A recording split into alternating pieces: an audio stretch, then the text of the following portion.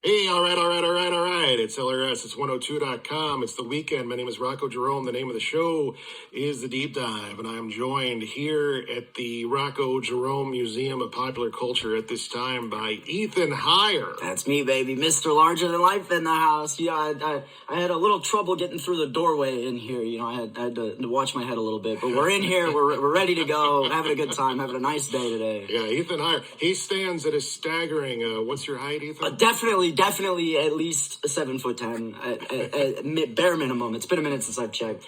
Over 500 pounds easily over 500 pounds. It's actually been a lot of dieting and training to get down to that slim, lean, 500. Yeah. So yeah. What's it just a single box of ho-hos a day. That's right. Followed by a gallon of pudding. And, yeah.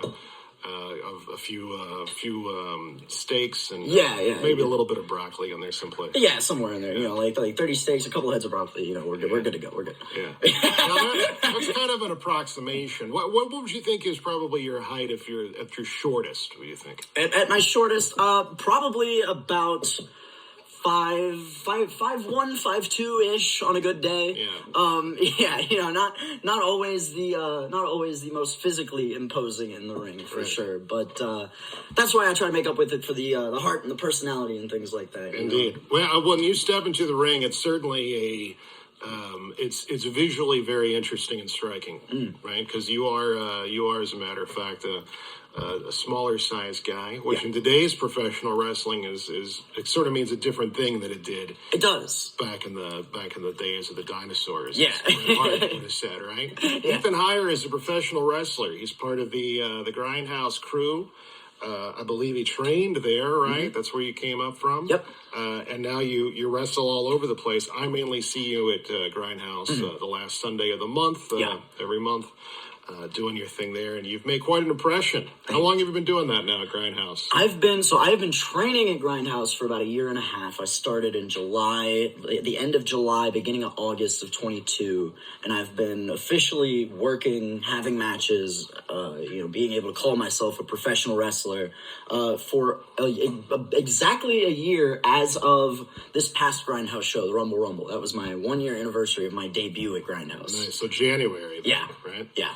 Pretty cool, man. Pretty cool. Yeah, that's a solid year, and it feels like you've been around for longer, but it also still feels like you're one of the new guys in kind of an interesting way. It feels that way for me too. It's been very interesting. When I came into wrestling, and I've followed wrestling my whole life, so I've heard all the stories of guys that have started training, and they spend years and years and years just training, just learning the basics and the fundamentals, and hoping that in like 5 years time they get their first match, and then maybe 5 years from then they start getting booked regularly, and then maybe 10 years from then they get thought about to be looked at for a shot at a bigger spot or something like that. So for me, coming in and finding myself within 6 months of training to be like debuting on the Grindhouse shows, and just the things, looking back at the things I've been able to accomplish just in this past year alone, it's surreal to me. It's caught me off guard in a lot of ways, but in some ways it's also,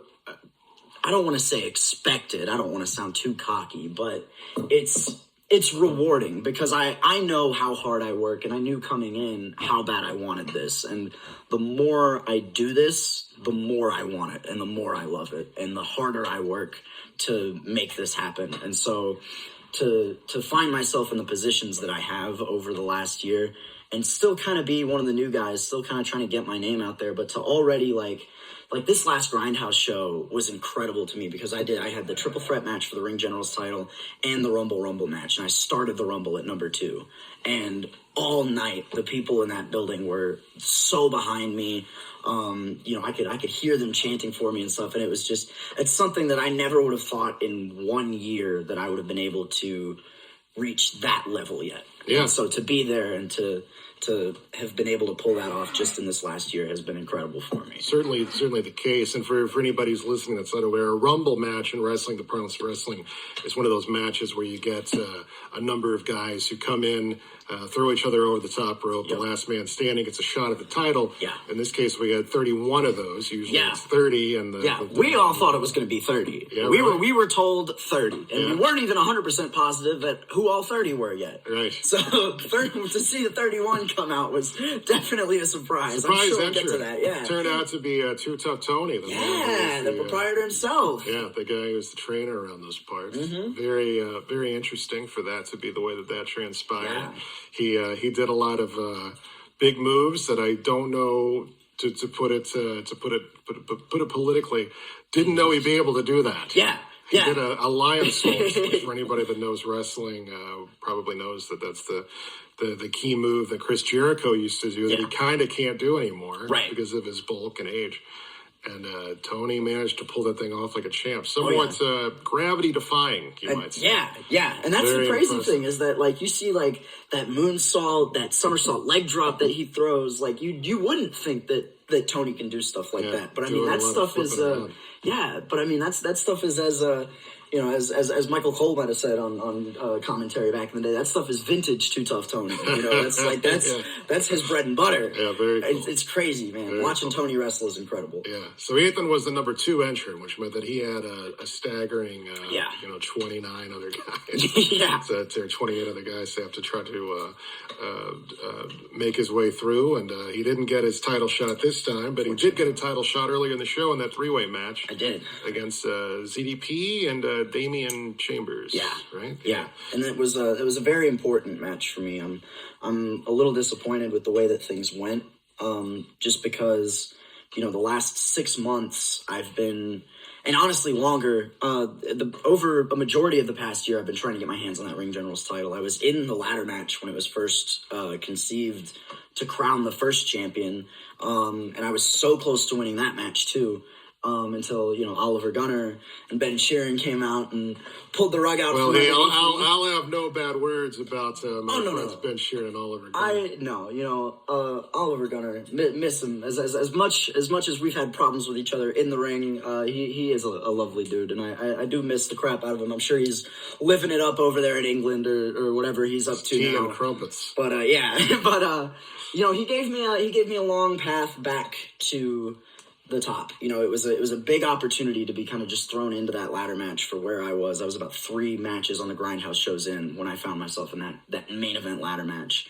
And I feel like I made the most out of that opportunity. I feel like I could have walked away champion. So it was a hell of a match. It was. It and so was. It was a long climb back to the Ring General's title. And just when I thought I had it, ZDP was there to pull the rug out from under me again. And he's been doing that nonstop for the last 6 months.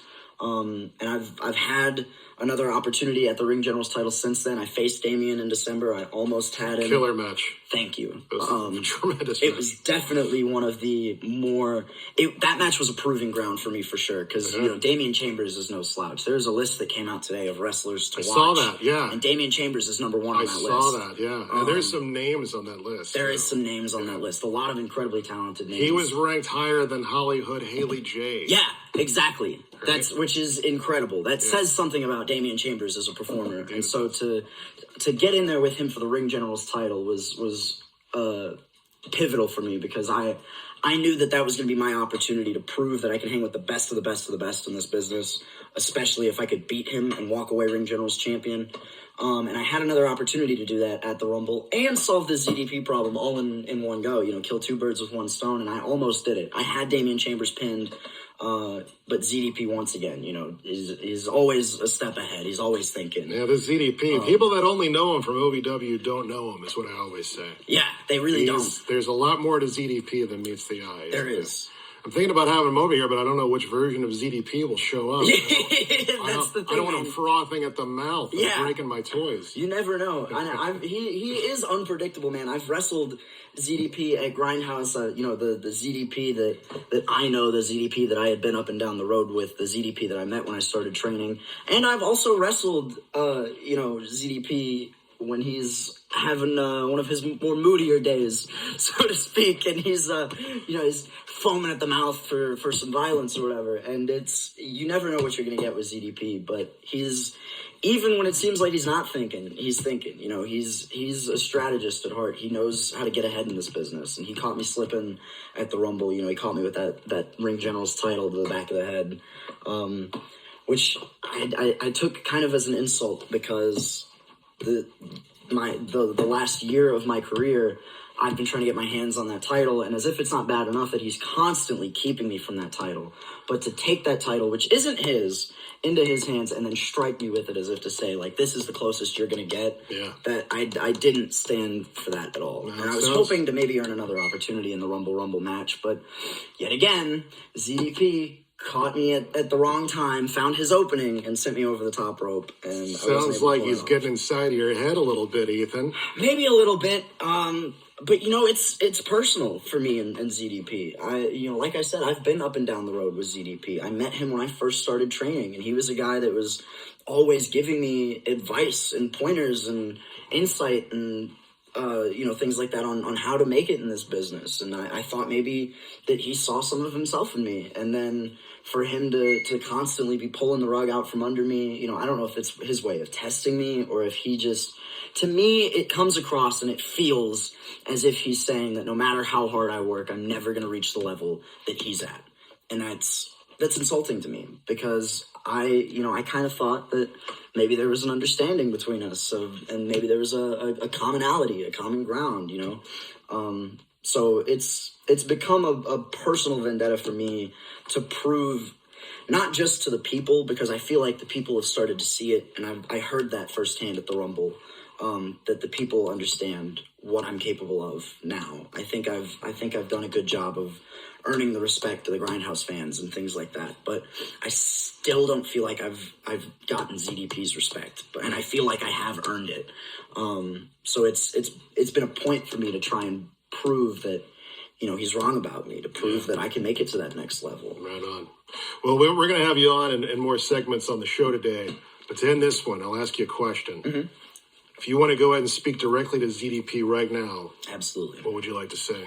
ZDP, I hope and I pray that you come back to Grindhouse just one more time to let me get my hands on you, because you and I are not done. And I know how you like to operate, Zach. I know that sometimes you like to quit while you're ahead. You almost became Ring General's champion too, but you didn't. And that's because of me, and you know that.